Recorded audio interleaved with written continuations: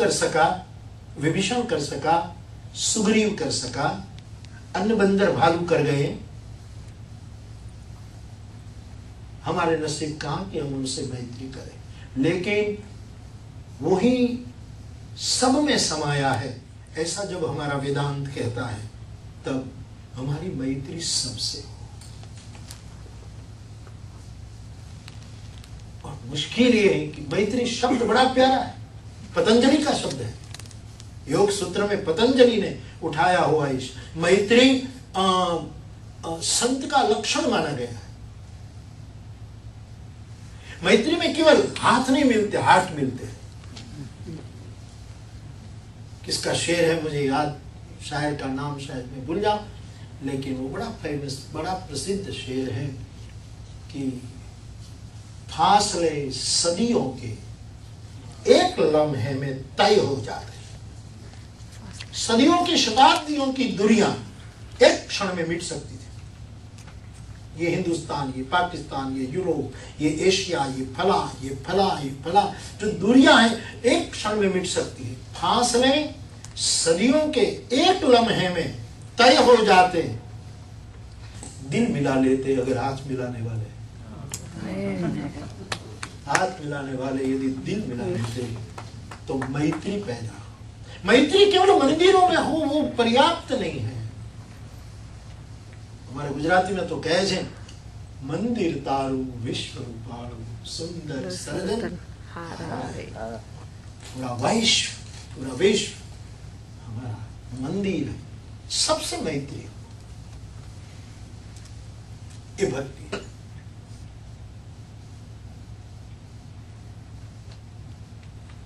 और हमारी मैत्री में, हमारे समभाव में कहीं द्वेष न पैदा हो, इसलिए वेद से लेकर हमारी लोक बोली तक, हमारे मध्यकालीन संतों तक गाते आए।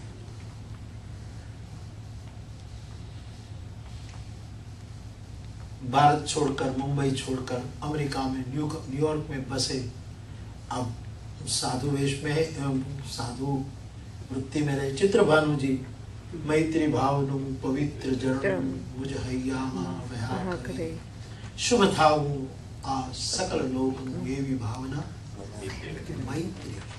मैत्री मैं नाम देना नहीं चाहता, लेकिन एक दो राजनेता मिले थे और पत्रकारों ने जब पूछा कि आप इस शिखर सम्मेलन में मिले थे, वो परस्पर विरोधी देश के लोग, तो आप आमने सामने मिले तो कोई बात नहीं हुई? बोले बीच में एक टेबल था। टेबल जो है वो टेबल शब्द तो ठीक उसने कहा, लेकिन ऐसा कहना चाहिए बीच में कुर्सी थी। सत्ता का मामला है साहब, पावर का मामला है, वो मैत्री नहीं होने देता। मैत्री नहीं। दुनिया की छोड़ो, सामाजिक संदर्भ की इस मैत्री भक्ति केवल अपने 4-5 व्यक्ति के छोटे से परिवार में भी मैत्री हो जाए, अरे 5 को छोड़ो, पति पत्नी में भी हो जाए, काफी है।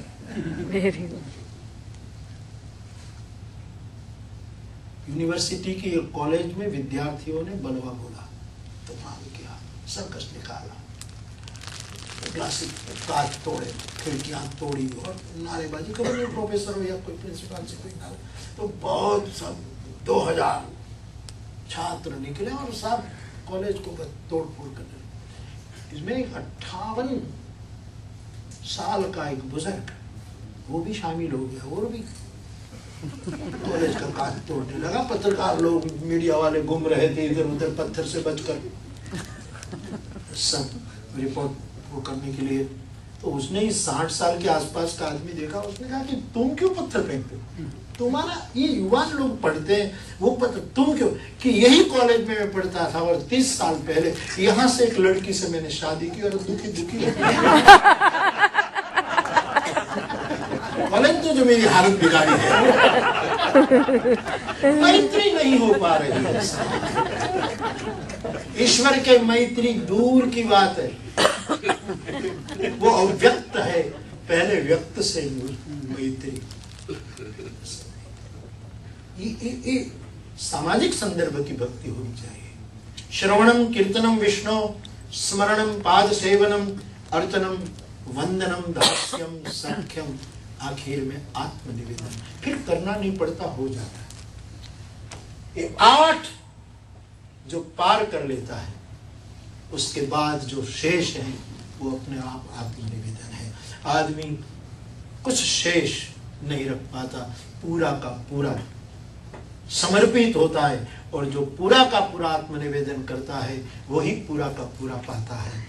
कबीर साहब कहते हैं, कह कबीर मैं पूरा पाया। मेरा गोस्वामी जी कहता है, पायो परम विश्राम राम समान प्रभु नाही कहूं। मेरे भाई बहन, भारतीय विद्या भवन जैसी एक जागृत संस्था, एक मेरी दृष्टि में मुश्किलियां तो होती हैं, लेकिन एक वजनदार संस्था, एक मूल्यनिष्ठ संस्था, उसके परिसर में इस संध्या को मैं आपसे मिल रहा हूं, बात कर रहा हूं।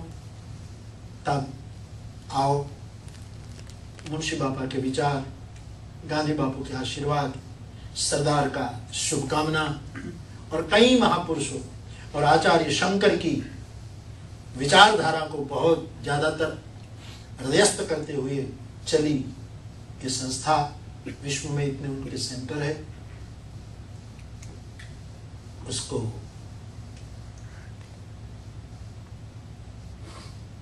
अपनी उसकी जो खुद की जो जगह है, उसी जगह पर हम उसको कायम रखें, उससे ऊपर उठा लें। शुक्रिया, बहुत बहुत धन्यवाद। लेकिन कहीं जरा भी वो नीचे ना आए, ये हमारा कर्तव्य है। आप सभी विविध क्षेत्र में रहे आदरणीय महानुभावों ने उसमें सेवा दी है, समर्पण किया है, उसको चाहा है, और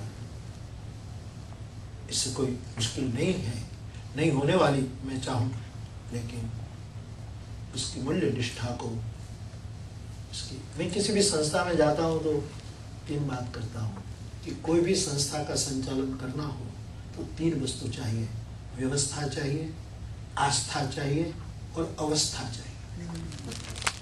सुरेश भाई दलाल आए नहीं, आने वाले थे, थक गए। उनके प्रास में बोलने की उनकी जो आदत है, तो इसलिए मैं ये प्रास में बोल रहा हूँ कि कोई भी संस्था हो, छोटी सी प्राइमरी स्कूल की संस्था क्यों ना, ये तो वैश्विक संस्था है, बड़ा वटवृक्ष है। सबसे पहले तो एक सुव्यवस्था हो। जिस संस्था में व्यवस्था यदि इधर उधर हो जाएगी तो मुश्किल हो सकती है। ज्यादा की नहीं लालच हमको, थोड़े में गुजारा होता है। हम इस देश के वासी हैं जिस देश में गंगा बहती है।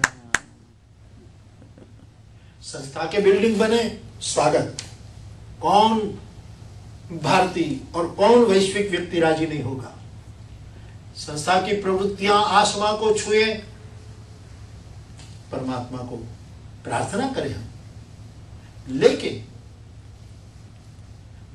मुंशी बापा ने और सभी महापुरुषों ने जो एक व्यवस्था बनाई हो, इसी व्यवस्था को सुचारू रूप में अक्षुण्ण रखे। व्यवस्था टूटती है कब? जब स्वार्थ आता है। अकबर को बीरबल रोज रात को मिलने जाए तो अकबर कहे कि देख बीरबल, ये 4 बिल्लियां हैं ना, उसमें अकबर क्या करता था, बिल्ली के सिर पर एक मोमबत्ती लगा देता था, चिपका देता था, और जलती मोमबत्ती, और 4 बिल्लियां बहुत आराम से बैठती थी। और रोज रात को कहे बीरबल देख 4 बिल्लियां। ठीक है, अच्छी बात है कि बिल्ली के सिर पर मोमबत्ती और जरा भी इधर उधर हिले डुले ना, ये तो अच्छी ट्रेनिंग है, अच्छी तूने सीख दी है। लेकिन रोज देख मेरी बिल्लियों की करम। बीरबल ने कहा कल फिर देखेंगे। कल गया और फिर अकबर ने वही बात दोहराई कि देख। उसी समय बीरबल अपनी जेब में छोटा सा चूहा लेकर गया। चूहा उसने जैसे छोड़ा, हर बिल्ली की मर्यादा, हर मोमबत्ती बुझ गई। जब स्वार्थ का चूहा आता है सभी मोमबत्तियां बुझ जाती, सभी बिल्लियां, वरना बिल्लियां स्थिर रहे। मैं कल 5-6 दिन पहले सान होजे में था, कैलिफोर्निया में, तो मैं एक जगह से पसार हो रहा था, तो एक घर के ऊपर मैं तो अंग्रेजी नहीं आती, तो मैंने कहा कि क्या लिखा है? तो वहां लिखा मेरी बिल्ली खो गई है, किसी को मिले तो दे देना। मैंने कहा इंडिया आ जा।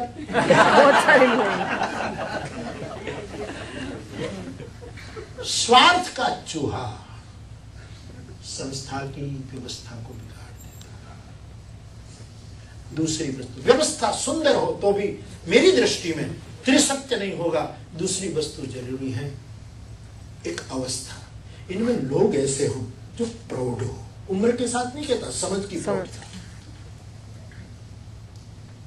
90 साल का वो वही प्रौढ़, वो भी कभी कोई बच्चा होता। एक प्रौढ़, एक मानसिक स्तर पर जिसकी समझ प्रौढ़ हो, एक अवस्था वाले लोग जिसमें समझ हो, जो दूसरे के तेज की सराहना कर सकते हो, गुण कीर्तन कर सकते हो, दूसरों को आदर दे सकते हो, छोटे से छोटे व्यक्ति को सुन सकते हो। ये सभी नवो विधाओं को सामाजिक संदर्भ में जो चरितार्थ कर सकते, ऐसी एक अवस्था वाले लोग चाहिए। लेकिन मानो सुचारू व्यवस्था है, अवस्थावान समझ की दृष्टि है, प्रज्ञावान लोग अंदर हैं, लेकिन एक तीसरी बहुत महत्व की वस्तु है, संस्था के संचालकों में आस्था चाहिए। जहां मूल्यों के प्रति आस्था नहीं होगी, वहां व्यवस्था एक सर्कस की व्यवस्था होगी। खेल पूरा, सब कुर्सियां, सब टेबल, सब इधर उधर हो जाएंगे। 3 वस्तु मूल्य से भरी इस संस्था में हनुमान जी के चरणों में मैं प्रार्थना करूं, ऐसे ही सुंदर व्यवस्था बनी रहे। अवस्थावान लोग, समझ की अवस्था वाले लोग उसमें अपना समय दे, और कोई परम तत्व में हमारी आस्था होनी चाहिए। चाहे उसको ईश्वर कहो, जो भी कहो, जिसमें लेकिन एक आस्था होनी चाहिए। अस्तित्व जो परमात्मा है, जो एक बहुत बड़ा ऐश्वर्य बरस रहा है संसार पर, उसमें हमारी आस्था हो, तो मुझे लगता है कि हम और काम कर सकेंगे और समाज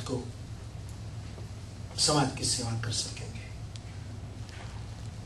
दीपक भाई 1 साल पहले शायद अटलांटा में मिले, चिंता कर रहे थे। कुछ मात्रा में तो बाप के लक्षण भी आए हैं हरिंद्र भाई को भी मैं याद करूं, जो रुजुता जो थी हरिंद्र भाई में। और उसने, दीपक भाई ने बहुत मुझे हरिंद्र भाई के शब्दों ही बात की, बाबू आप, मैं अचानक 1 घंटे में निर्णय करके, मेरी बेटी की तबीयत ठीक नहीं थी तो अमेरिका आया, तो उसने महुआ फोन किया तो कहे कि बाबू निकल गए। बॉम्बे फोन किया तो कहा कि बाबू प्लेन में बैठ गए। लंदन फोन किया तो 2 घंटे रहकर वो गए सान होजे फोन किया तो विठल बहन का वो तो निकल गए एलए जाने के लिए। फिर वॉशिंगटन किया तो चंद्रकांत बहन का वो न्यूयॉर्क गए। कल मुझे कहे माधव क्या ही नहीं। हरिंद्र दवे की जो बहुत सुंदर किताब थी, माधव क्या ही नहीं, वो ऐसी हालत, तो बड़ा रुजू और चिंतित स्वर में वो 2-3 बार अपनी वेदना मेरे सामने व्यक्त कर। मैंने कहा मैं जरूर आऊंगा, सवाल ही नहीं, भारतीय विद्या भवन का काम है और मैं आ सका। आप तो उदार हैं इसलिए आप तो खुश होंगे ही, लेकिन मुझे बड़ी खुशी हुई है कि मैं यहाँ आ सका। भारतीय विद्या भवन को देश विदेश में मेरी व्यासपीठ की जहाँ जरूरत पड़े आप मुझे कह सकते हैं। मेरी